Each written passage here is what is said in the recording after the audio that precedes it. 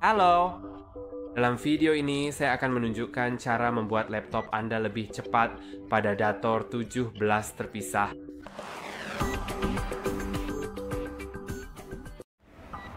Dan berbeda dengan laptop lain di sini, Anda dapat melakukan jauh lebih banyak hal daripada yang dapat dilakukan di laptop lain. Karena selain beberapa langkah yang akan saya tunjukkan, ada beberapa perubahan umum pada sistem yang dapat Anda lakukan untuk mempercepat laptop. Ada hal-hal yang dapat Anda lakukan terkait dengan Predator itu sendiri. Jadi, mari kita mulai dengan itu. Jika Anda ingin memulai, kemungkinan besar Anda akan dapat menemukan Predator Sense. Namun, jika Anda tidak memilikinya, buka saja Peramban dan kita akan mengunduhnya. Karena Peramban ini akan memungkinkan kita melakukan jauh lebih banyak hal daripada yang dapat dilakukan di laptop lain. Jadi, mari kita cari Acer.com. Kurasa semuanya akan baik-baik saja. Saya tidak boleh mengubah bahasa. Saya tidak mengubahnya dari tautan di atas.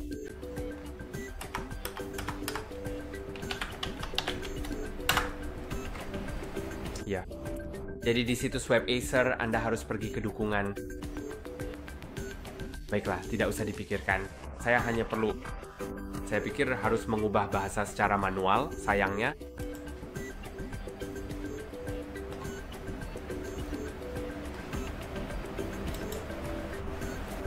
Ya, dan sekarang mari kita pergi ke bagian dukungan, seperti yang saya katakan. Dan di bagian paling atas ada tempat di mana Anda bisa mengetikkan nomor seri atau SNID Anda. Dan keduanya ada di stiker di bagian bawah laptop Anda. Jadi itu yang harus Anda cari dan disitulah Anda harus mencari stiker tersebut. Dan saya punya gambarnya, saya tidak akan membalik laptopnya sekarang karena cukup berat, tapi seperti yang bisa Anda lihat di sini, ini adalah stikernya. Dan saya punya nomor seri serta SNID. Saya akan mengetikkan SNID karena lebih pendek dan akan memberikan informasi yang persis sama.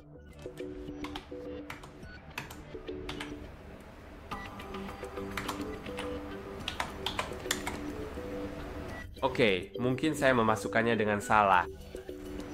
Tidak, ada masalah dengan situs web Acer dan saya sudah pernah mengalami masalah ini, jadi saya akan jeda videonya dan kembali lagi ke Anda saat saya sudah di situs webnya. Oke, yang perlu saya lakukan hanyalah mengganti browser. Ya, saya benci Microsoft Edge untuk hal itu, tidak pernah berhasil. Tapi saya sudah di sana, saya sudah memasukkan SNI dan itu telah menemukan model yang tepat karena meskipun kamu punya Predator 17 seperti saya, kamu mungkin punya revisi yang berbeda. Kamu bisa lihat di sini tertulis G573-793. Dan dalam kasusmu bisa saja benar-benar berbeda. Jadi sekarang kamu harus scroll ke bawah sampai menemukan aplikasi dan cari Predator Sense. Unduh aplikasinya. Dan setelah diunduh sebentar lagi, kamu seharusnya bisa langsung membukanya. Lalu itu akan membuka folder zip. Jadi sebelum mulai menginstalnya, kamu harus klik pada Compress Folder Tools, lalu Extract All dan klik Extract. Sekarang akan terbuka jendela baru dengan file yang sudah diekstrak di dalamnya. Kemudian masuk ke dalam folder dan klik Setup. Sebenarnya klik 2 kali, lalu klik ya dan tunggu sebentar. Sekarang setujui perjanjian lisensi yang sebaiknya kamu baca juga. Lalu mulai instalasinya. Saya akan menutup yang di bawah karena saya sudah tidak membutuhkannya lagi.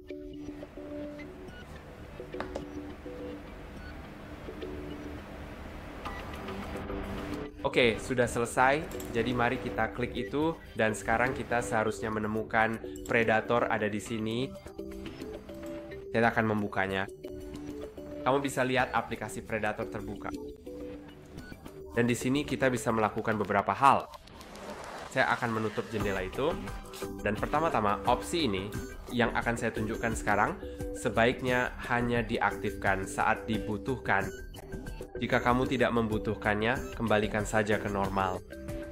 Tapi jika kamu mau, jika kamu butuh kecepatan lebih tinggi untuk bermain game atau apapun, gunakan mode lebih cepat atau bahkan turbo yang akan membuat CPU dan GPU berjalan pada frekuensi lebih tinggi, tapi ini akan menggunakan lebih banyak daya dan membuat perangkatmu menjadi lebih panas. Jadi, kamu mungkin tidak ingin mengaktifkannya jika hanya sekadar browsing, tapi kalau kamu ingin bermain game, silakan saja aktifkan turbo. Kamu akan melihat frekuensi CPU dan GPU meningkat, tapi itu akan naik jika kamu memang sedang melakukan sesuatu. Frekuensinya atau tidak selalu langsung naik jika kamu hanya diam saja tidak melakukan apa-apa, meskipun kamu bisa melihat ada sedikit kenaikan. Dan ada juga hal-hal seperti di pengaturan, kamu akan melihat opsi kecepatan kipas maksimum.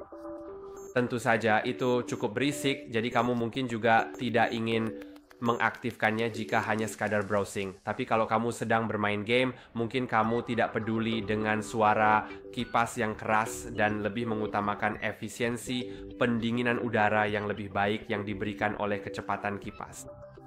Jadi jika Anda menyetelnya ke maksimum, laptop tidak akan mengalami yang namanya pelambatan thermal yang terjadi saat unit pemrosesan mengalami terlalu banyak panas. Dan ya, sekarang saya bisa mendengar banyak suara kipas, tetapi itu mungkin akan mendinginkan perangkat saya dengan sangat baik. Dan jika saya menonaktifkannya, jika saya tidak membutuhkannya lagi, maka kipas akan mulai melambat. Anda dapat melihatnya di atas 5000 RPM, yaitu rotasi per menit. Dan ya, saya akan kembali normal sekarang. Lalu kemarin kita beralih ke beberapa hal lainnya yang dapat kita temukan. Pertama-tama, di pengaturan. Dan ya, sebaiknya masuk ke sistem, lalu temukan bagian daya dan juga opsi tidur. Atau tidak, saya terbiasa dengan Windows 11, jadi ya, jika Anda pergi ke pengaturan daya tambahan di sini, maka Anda dapat mengklik ubah pengaturan paket, saya percaya atau tidak. Tidak, Christian, biarkan aku menemukannya.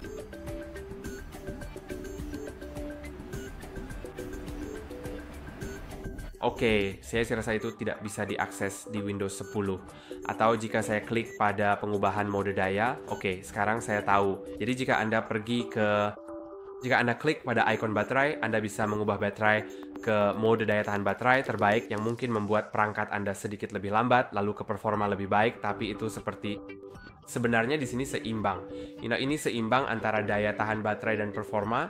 Dan jika Anda mengaturnya ke performa terbaik, maka perangkat Anda akan berjalan lebih cepat, tetapi akan menggunakan lebih banyak daya. Sekarang hal lain adalah klik kanan pada taskbar dan buka Task Manager. Sekarang Anda mungkin perlu mengklik More Details dan pergi ke tab Startup.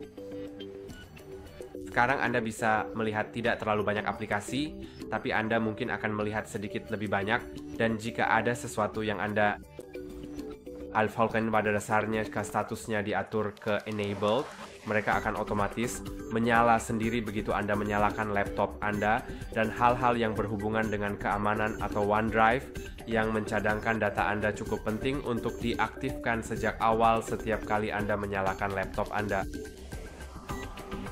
Beberapa hal yang namanya ya mungkin tidak benar-benar Anda pahami juga, sebaiknya dibiarkan tetap aktif. Tetapi jika ada sesuatu seperti Discord, Steam, Spotify, atau apapun yang ada di daftar ini, dan statusnya diatur ke enabled, dan Anda memutuskan untuk tidak menggunakannya setiap kali menyalakan laptop, atau hanya ingin menyalakannya sendiri tanpa perlu otomatis aktif, Anda cukup klik kanan pada item tersebut dan menonaktifkannya. Lalu Anda bisa menyalakan aplikasi itu secara manual, tetapi aplikasi tersebut tidak akan menyala sendiri, dan hal ini akan berpengaruh pada waktu booting, waktu login, dan keseluruhan waktu yang Anda butuhkan setelah menyalakan komputer, yaitu antara menyalakan komputer dan benar-benar menggunakannya sepenuhnya tanpa lag dan masalah. Dan karena kita juga sedang berada di Task Manager, kita sebaiknya pergi ke bagian performance karena saya akan menunjukkan sesuatu kepada Anda, memberikan sebuah contoh. Tapi sebelum saya melakukan itu, saya akan menjelaskan bahwa jika Anda ingin melakukan sesuatu di laptop Anda yang membutuhkan daya lebih besar, dan Anda memiliki banyak aplikasi yang terbuka secara tidak perlu di latar belakang, termasuk aplikasi yang terbuka secara otomatis, dan Anda sebenarnya tidak menggunakannya, namun mereka tetap berjalan di latar belakang, juga termasuk aplikasi yang Anda buka sendiri, tetapi Anda tidak membutuhkannya saat ini. Seperti misalnya beberapa tab di browser atau aplikasi lain, beberapa aplikasi komunikasi, mungkin Discord, Spotify. Jika Anda tidak sedang mendengarkan musik sekarang, sebaiknya tutup saja karena aplikasi itu tetap menggunakan sebagian sumber daya komputer Anda untuk berjalan di latar belakang meskipun Anda sama sekali tidak menggunakannya. Dan saya akan menunjukkan hal itu pada contoh sebuah browser. Jika saya membuka browser dan membuka beberapa tab, bagi sebagian orang mungkin terlihat seperti terlalu banyak tab, tapi sejujurnya saya biasanya membuka lebih banyak lagi saat benar-benar sedang melakukan sesuatu. Dan ya, jadi kita punya semua tab ini. Dan sekarang jika saya membuka Task Manager, Anda bisa melihat bagaimana penggunaan CPU meningkat, begitu juga dengan penggunaan memori. Tentu saja, saya punya banyak memori, jadi itu tidak terlalu menjadi masalah. Tapi jika Anda punya banyak aplikasi berbeda dan berbagai tab di browser dan sebagainya, maka Anda bisa melihat ketika saya menutup browser, penggunaan memori langsung turun. Dan itulah yang penting. Cukup tutup aplikasi yang tidak Anda perlukan. Dan pada dasarnya, itu saja. Satu hal lagi adalah pastikan laptop Anda terhubung ke sumber listrik jika Anda menginginkan performa yang lebih baik, karena laptop Windows cenderung berjalan lebih baik saat terhubung ke sumber daya eksternal, karena mereka mendapatkan lebih banyak daya untuk beroperasi. Mereka bisa berjalan menggunakan baterai dan sumber listrik secara bersamaan, atau memang sumber listrik bisa memasok daya lebih banyak daripada baterai itu sendiri pada satu waktu. Dan juga ada baiknya untuk merestart laptop Anda dari waktu ke waktu. Jadi jangan khawatir selama Anda melakukan restart setiap beberapa hari sekali, Anda akan baik-baik saja. Itu saja untuk hari ini. Jangan lupa untuk like dan subscribe. Sampai jumpa di lain waktu.